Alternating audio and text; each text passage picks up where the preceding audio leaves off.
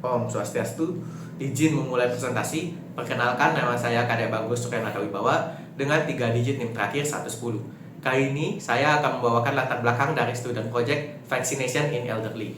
Seiring dengan meningkatnya harapan hidup global, populasi lanjut usia di dunia terus bertambah secara signifikan. Diperkirakan bahwa pada tahun 2050, jumlah orang yang berusia di atas 60 tahun akan mencapai sekitar 2,1 miliar. Selain itu, jumlah lansia berusia di atas 80 tahun juga akan meningkat tajam. Lansia memiliki risiko lebih tinggi terhadap infeksi menular dibandingkan dengan kelompok usia yang lebih muda. Infeksi pada lansia tidak hanya menyebabkan penyakit akut, tetapi juga dapat berdampak jangka panjang, seperti terganggunya aktivitas sehari-hari, timbulnya kelemahan fisik, hingga kehilangan kemandirian. Kondisi ini tentunya menjadi tantangan besar bagi sistem kesehatan di berbagai negara. Vaksinasi menjadi salah satu upaya pencegahan yang sangat penting. Vaksinasi dapat melindungi lansia dari penyakit berbahaya seperti influenza, pneumonia, herpes zoster, dan yang terbaru COVID-19.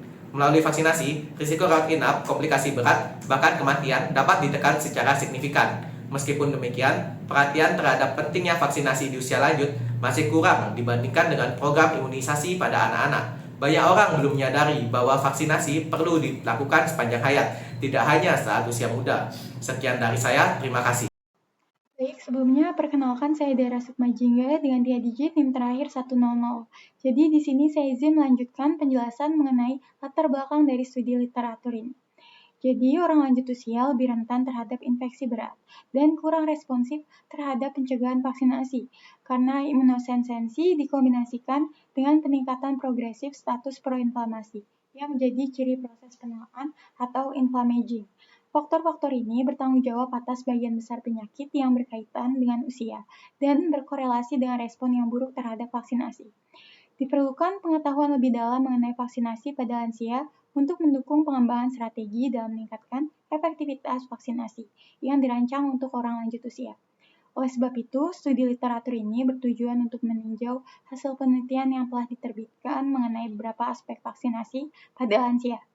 Berdasarkan penjabaran latar belakang sebelumnya, maka dapat diusulkan rumusan masalah dan tujuan penulisan yang akan ditinjau sebagai berikut. Yang pertama, alasan lansia menjadi kelompok prioritas dalam program vaksinasi. Yang kedua, dampak perubahan sistem imun lansia terhadap efektivitas vaksinasi. Yang ketiga, berbagai vaksin yang diberikan pada lansia. Dan yang keempat, kendala dalam vaksinasi lansia, serta strategi untuk meningkatkan cakupan dan efektivitasnya. Baik, sebelumnya perkenalkan, saya Muhammad Dafian Syafinanda Harahap dengan 3 digit NIM terakhir 104. Di sini saya akan membahas mengenai pembahasan pertama, yaitu lansia sebagai prioritas dalam program vaksinasi. Jadi, meningkatnya harapan hidup yang dikombinasikan dengan menurunnya angka kelahiran menyebabkan peningkatan jumlah penduduk lanjut usia atau lansia di seluruh dunia. Di lain sisi, lansia rentan terhadap penyakit, menjalani rawat inap, dan mengalami kematian yang sebenarnya dapat dicegah melalui penggunaan vaksin, yang dimana hal tersebut direkomendasikan di banyak negara berpendapatan tinggi. Meskipun vaksin mampu menjadi solusi untuk mengatasi permasalahan tersebut, keefektifan vaksinasi pada orang lanjut usia mengalami penurunan dibandingkan dengan orang dewasa yang lebih muda.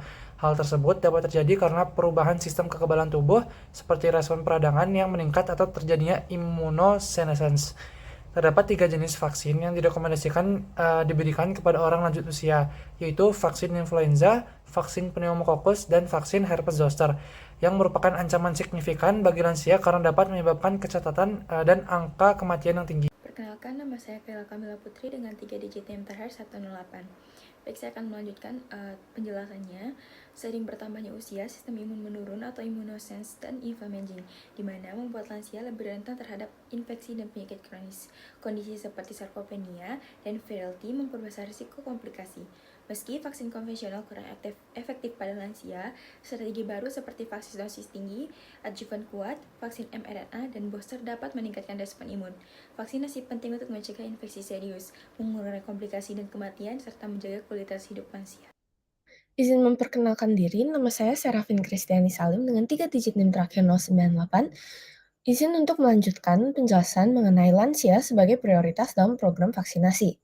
Vaksinasi pada lansia ini sangat penting karena sistem imun mereka melemah seiring bertambahnya usia atau yang disebut sebagai immunosenescence. yang mengurangi efektivitas respons tubuh terhadap infeksi dan juga vaksin. Meski demikian, vaksin tetap terbukti mengurangi risiko keparahan dan angka kematian. Menurut WHO, lansia ini merupakan kelompok prioritas dalam Immunization Agenda 2030 karena tingginya angka komplikasi akibat penyakit seperti influenza, pneumonia, dan COVID-19.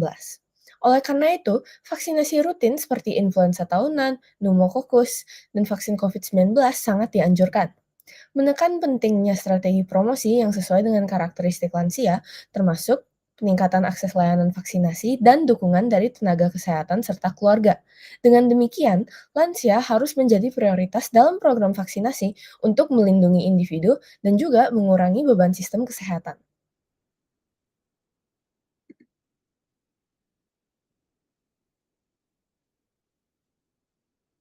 Baik, sebelumnya perkenalkan, nama saya Chelsea Gracia Lalim dengan 3 digit NIM terakhir 102.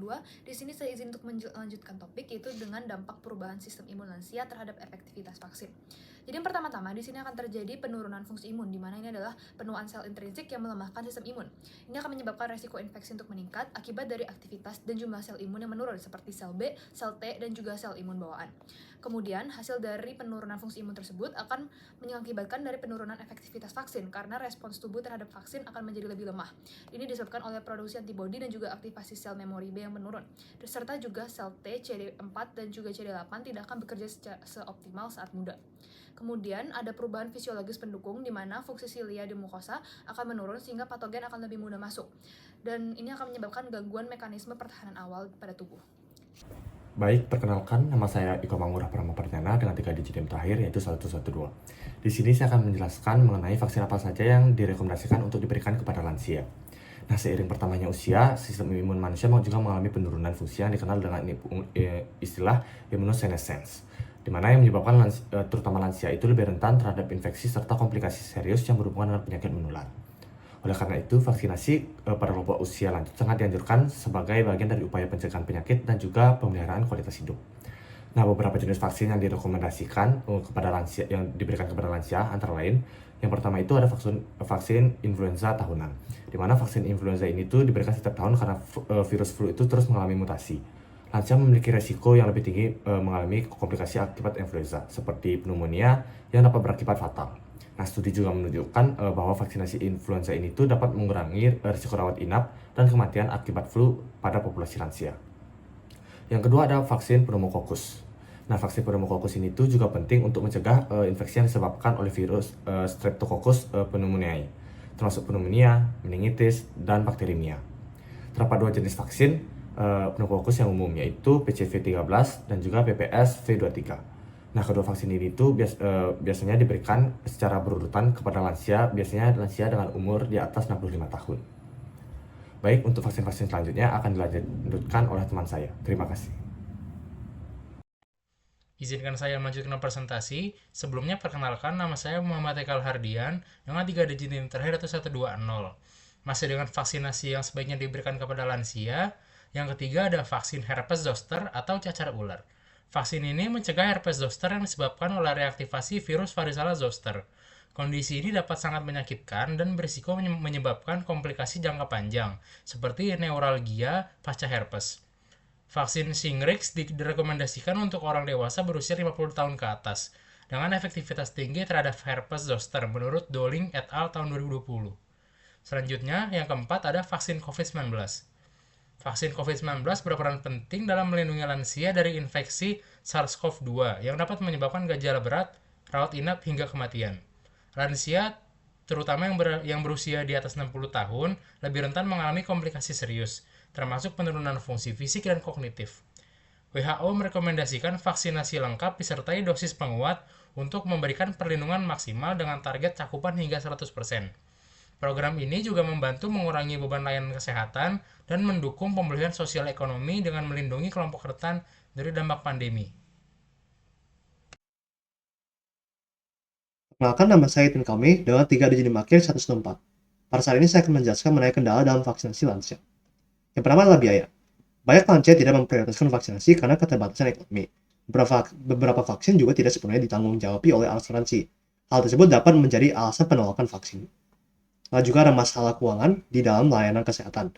Dokter di layanan primer sering bingung dengan kebijakan penggantian biaya vaksin. Jadi ketidakmampuan finansial untuk menyediakan layanan vaksin membuat dokter enggan merekomendasikannya. Dan kurangnya rekomendasi ini berdampak besar terhadap kepatuhan vaksinasi. Lalu ada kurangnya pengetahuan tentang vaksinasi dan juga miskonsepsi. Pengetahuan yang rendah tentang vaksinasi dan penyakit menurunkan minat vaksinasi. Miskonsepsi umum seperti vaksin menyebabkan penyakit atau vaksin tidak efektif menghambat kepatuhan. Adapun juga sentimen negatif terhadap keamanan vaksin, bahkan di negara dengan tingkat pendidikan tinggi. Itu sekian dari saya. Selanjutnya akan dijelaskan oleh teman saya. Terima kasih. Baik, kemudian strategi vaksinasi lansia. Pada lansia, daya tahan tubuh sudah menurun sejak usia 30 tahun dan ini menyebabkan respon imun tubuh melemah yang kemudian berkontribusi terhadap 30% kematian terkait infeksi. Nah, strategi vaksinasi yang dapat dilakukan bagi lansia meliputi yang pertama yaitu penggunaan adjuvan imunogenik lebih banyak. Adjuvan adalah zat yang ditambahkan untuk meningkatkan respons imun terhadap vaksin. Kualitas respons terhadap vaksin sangat bergantung pada jenis adjuvan yang ditambahkan ke vaksin. Kemudian yang kedua, memberikan suntikan booster. Lansia tidak mampu mempertahankan respons memori jangka panjang. Titer antibodi menurun lebih cepat pada lansia dan gagal mencapai kadar protektif. Kemudian yang ketiga, eksplorasi rute alternatif pemberian vaksin. Rute pemberian antigen memiliki peran penting dalam memicu imunitas protektif. Saat ini telah dikembangkan teknik mikroinjeksi yang kemungkinan memberikan vaksin dengan rute intradermal. Di dalam kulit terdapat banyak sel imun, sel dendritik, dan makrofag yang dapat berperan sebagai sel penyaji antigen. Kemudian yang keempat, waktu penyuntikan vaksin. Sistem imun dipengaruhi oleh ritme sirkadian. Pemberian vaksin di pagi hari memicu titer antibodi yang lebih baik daripada pemberian di sore hari. Kemudian yang kelima, penggunaan obat senolitik dan imunomodulator. Obat-obatan senolitik secara efektif menginduksi apoptosis pada sel senescen tanpa mengganggu populasi sel-sel sehat. Saat ini telah dikembangkan vaksin yang dapat memodulasi sistem imun atau menghilangkan populasi sel-sel senescen pada lansia sehingga terjadi peningkatan respons imun. Baik, sekian dan terima kasih. Baik, untuk bagian selanjutnya adalah kesimpulan dan saran yang dijelaskan oleh saya. Sebelumnya perkenalkan saya Meldi dengan 3 digit NIM terakhir 116. Adapun kesimpulan dari proyek kali ini, yang pertama adalah kelompok lansia merupakan kelompok yang diprioritaskan dalam hal vaksin. Kenapa? Karena pada kelompok lansia terjadi proses immunosenescence yang artinya terjadi penurunan fungsi kekebalan tubuh sehingga lansia menjadi lebih rentan terhadap penyakit, infeksi akut, dan kronik non-communicable. Kemudian yang kedua, pemberian vaksin pada kelompok lansia kurang efektif dikarenakan terjadi perubahan sistem imun akibat penuaan sel intrinsik dan mekanisme proliferasi ketika terjadi stimulasi antigenik. Kemudian adapun saran dari student project kali ini, yang pertama adalah pemerintah dapat memperkuat sistem vaksinasi lansia secara menyeluruh dengan menjamin ketersediaan vaksin, subsidi pembiayaan, memperluas akses, dan juga memberikan edukasi. Kemudian untuk masyarakat diharapkan mampu memahami pentingnya vaksin dan mampu menyebarkan informasi yang valid terkait vaksinasi terhadap kelompok lansia. Kemudian yang terakhir, saran untuk peneliti lain diharapkan mengembangkan strategi vaksinasi yang adaptif terhadap kondisi biologis lansia melalui penelitian multidisipliner. Sekian dari saya, selanjutnya akan dilanjutkan oleh teman saya. Terima kasih. Perkenalkan, saya Dirinda Kristabita Bangun dengan 3 digit NIM terakhir 106. Seiring bertambahnya usia, sistem imun pada lansia mengalami penurunan, sehingga meningkatkan risiko terkena infeksi. Oleh karena itu, vaksinasi seperti influenza, pneumokokus, herpes zoster, dan COVID-19 sangat dianjurkan untuk melindungi mereka dari komplikasi penyakit yang berat. Namun, beberapa kendala dalam pelaksanaan vaksinasi pada lansia, seperti keterbatasan biaya, kurangnya informasi, dan respon imun yang menurun.